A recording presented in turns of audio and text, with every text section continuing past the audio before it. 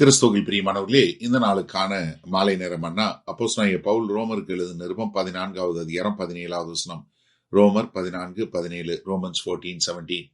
தேவனுடைய ராஜ்யம் புசிப்பும் குடிப்பும் அல்ல, அது நீதியும் சமாதானமும் பரிசுத்த ஆவியினால் உண்டாகும் சந்தோஷமுமாய் இருக்கிறது. இப்ப அதாவது இன்னைக்குள்ள மாடர்ன் லாங்குவேஜ்ல சொல்லணும்னா, அப்போஸ்தலனாகிய பவுல் ஒரு ரீசெட் பட்டன் அமைக்க விடுறாரு. எப்பா, நீங்க இனிமேல் புசிப்பு குடிப்பு இதை பத்தி எல்லாம் கிடையாது. தேவனுடைய ராஜ்யம் எதை குறிச்சது? ஏன்னா அங்க சொல்லும்போது தேவனுடைய ராஜ்யம், ஏன்னா அதாவது இந்த ராஜ்யம் என்ன? கிறிஸ்து மூலமாய் பிதாவாகிய தேவன் நம்மை ஆளுகை செய்வது. இது எங்க? நம்முடைய இருதயத்துல ஆளுகை செய்வதுதான். கிறிஸ்து இப்ப எப்படி என்ன பண்றாரு? பரிசுத்த ஆவியானவர் மூலமாய் நம்முடைய இருதயத்திலிருந்து நம்மளை ஆளுகை செய்கிறாரு. அப்ப இது என்ன? கிறிஸ்தவத்தினுடைய ஒரு அறிந்து கொள்ளக்கூடிய ஒரு காரியமா இருக்கணும்.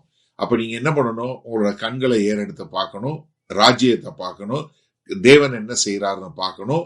எது இதுல முக்கியம்? ராஜ்யத்துல எது முக்கியம்? என்ன? புசிப்பும் குடிப்பும் அல்ல. இது நம்ம வெளியரங்கமாக செய்யக்கூடிய காரியம் இல்லை. இதத்தான் மிக தெளிவாக நமக்கு சொல்லிக் கொடுக்கிறாரு. அதாவது தேவனுடைய ராஜ்யம் என்பது அது வெளியரங்கமான காரியங்கள்ல இல்லை. ஏன்னா நீங்க பழைய ஏற்பாட்டு பிரகாரம் நீங்க எதை சாப்பிடணும், எதை சாப்பிடக்கூடாது, உங்களுடைய இந்த கலாச்சாரத்துல எப்படி உடை அனுபவிக்கணும், உடை அனுபவிக்க கூடாது, அதே மாதிரி நீங்க உங்களுக்கு கொடுக்கப்பட்ட தனி சுதந்திரம் இல்ல, நீங்க செரமோனியலா என்று செய்யக்கூடிய காரியங்கள் இதெல்லாம் என்ன? ரெண்டாவது, இதெல்லாம் தற்காலிகமானது. இதெல்லாம் அந்த காலகட்டத்துக்கு உண்டானது. அதனால நீங்க என்ன பண்ணுங்க? நீங்க ராஜ்யத்தை சுருக்கிறத விட்டுட்டு, உங்களுக்கு பிடிச்ச மாதிரி சுருக்கிறத விட்டுட்டு, கிறிஸ்தவம் உங்களுடைய இருதய சம்பந்தப்பட்டது. இது வெளியரங்கமான காரியம் அல்ல. அடுத்து என்ன சொல்றாரு? அது நீதியும். முதலாவது நீதியும். அதாவது ராஜ்யம் என்னது? முதல்ல சரியான உறவுல உள்ளது. நீதி என்பது என்ன? தேவனோடு நிற்கக்கூடிய ஒரு காரியம். அப்ப தேவ நீதி என்று சொல்லக்கூடியதாக நீங்க எப்படி ராஜ்யத்துல ஒருத்தர் நீங்க நடத்துறீங்க? நீதி எப்படி? நீதியின்படி உங்க சகோதரனை எப்படி நேசிக்கிறீங்க? எப்படி ஒரு பலவீனனை பாதுகாக்கிறீங்க? எப்படி அவங்களுடைய பலவீனனுடைய மனசாட்சியை நீங்க எப்படி மதிக்கிறீங்க என்று சொல்லக்கூடியமா? அடுத்து என்ன? சமாதானம். அப்போ ராஜ்யம் எதை குறிச்சது? சமாதானத்தை குறிச்சது, பிரிவினையை குறிச்சது அல்ல. ஏன்னா இங்க சமாதானம் என்பது என்ன? ஒற்றுமையில இருக்கணும். ஒருத்தரோட ஒருத்தர் நம்ம ஒற்றுமையில இருக்கணும். ஒருத்தர் என்ன பண்ணக்கூடாது? நம்ம குற்றப்படுத்தக்கூடாது, நியாயப்படுத்தக்கூடாது. அது கிடையாது.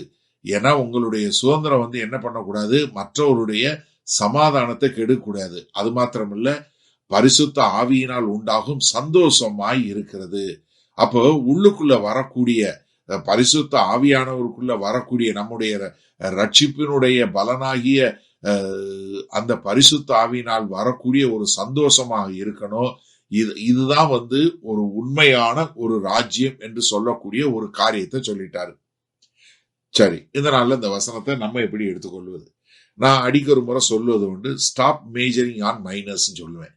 அதாவது ஒரு சின்ன காரியத்தை எடுத்து அதை பயங்கரமா உட்கார்ந்து பேசுறது, அதாவது அதை குறிச்சு பயங்கரமா சிந்திக்கிறது, ஆலோசனை பண்றது, அதை ரொம்ப இது பண்ணி என்ன பண்றது, அது பயங்கரமா பேசுறது, அது கிடையாது. ஏன்னா நம்ம சில நேரங்கள்ல நம்மளுடைய வாழ்க்கையில, நம்மளுடைய சபையில சின்ன சின்ன காரியங்கள் தான் என்ன பண்ணுது? மொத்தத்தையும் கெடுக்கக்கூடியதா இருக்குது. அதனாலதான் பழைய ஏற்பாட்டுல பாக்குறோம் இல்லையா, ஒரு செத்தையை மொத்த பரிமள தைலத்தையும் நார பண்ணும். இன்னைக்கு நிறைய நேரங்கள்ல சின்ன சின்ன வெளியரங்கமான காரியம், நிறைய சபைகள்ல வரக்கூடிய ஒரு பிரச்சனை என்ன? சாப்பாடு, நாட்கள், இல்ல சுதந்திரம், இல்ல கட்டுப்பாடு. ஆனா ராஜ்யம் அப்படி கிடையாது. தேவனுடைய ராஜ்யம் நீங்க எப்படி சரியான உறவுல இருக்கிறீங்க, எப்படி சரியான சமாதானத்துல இருக்கிறீங்க, எப்படி பரிசுத்த ஆவியானவர் மூலமா ஒரு சந்தோஷமா நீங்க ஒரு கிறிஸ்து மையமா வாழக்கூடிய ஒரு வாழ்க்கையா இருக்கிறது. அப்ப கிறிஸ்துவம், இந்த ராஜ்யம் என்பது ஒரு ஆவிக்குரியதை ஒழிய வெளியரங்கமான ஒரு சம்பிரதாயமான ஒரு சடங்காச்சாரமான ஒரு காரியமே இல்லை. தேவனுடைய ராஜ்யம் இல்ல, உள்ளுக்குள்ள உள்ளது.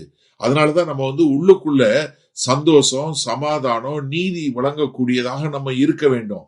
அப்ப நம்ம ஒரு ஆவியில் நிரம்பியவர்களாய், கிறிஸ்துவை மையம் கொண்டவர்களாய், ஒருவரை ஒருவர் நம்ம உறவுகள்ல பலப்படுத்தக்கூடியவங்களா வாழும் போதுதான் நம்ம என்ன பண்ணுவோம், இப்படிப்பட்ட ஒரு அன்பு, ஒரு சந்தோஷமான காரியங்களை செய்யக்கூடியவங்களா இருப்போம்.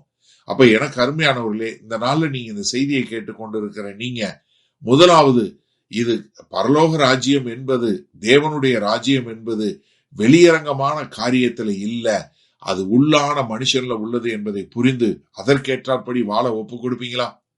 மகா கிருபையும் இரக்கம் நிறைந்த எங்கள் அன்பின் தகப்பனே, கர்த்தாவே, இந்த அருமையான நல்ல நாளுக்காய் நன்றி. இதோ பரலோக ராஜ்யம் ஆண்டவரே, இது உள்ளான மனுஷன்ல வரக்கூடியதான ஒரு சந்தோஷம், சமாதானத்தை கொடுக்கக்கூடியது என்பதை புரிந்து அதற்கேற்றாற் போல் வாழ எங்களை நாங்கள் அர்ப்பணிக்கிறோம். மீட்பரும் இரட்சகருமாகிய இயேசு கிறிஸ்துவின் மூலம் பிதாவே, ஆமேன். கர்த்தர் உங்களை ஆசீர்வதிப்பாராக. நாம் நாளை காலை தினசரி தியானத்துல சந்திப்போம். Good night.